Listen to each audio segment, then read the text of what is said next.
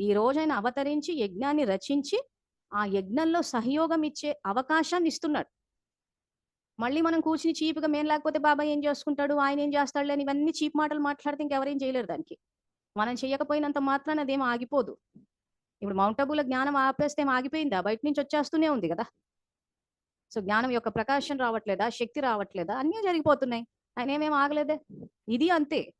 ఆయనకి మనకి ఇచ్చిన అవకాశం అది. అలా కాకుండా మనం అందరి మీద రుద్దేసి, చేసేసి బ్రహ్మచర్యం మనుషులు కనిపిస్తే చాలు ఇంక మొత్తం అంతా ఇంక ఈ డిస్కషన్‌లే అన్నమాట.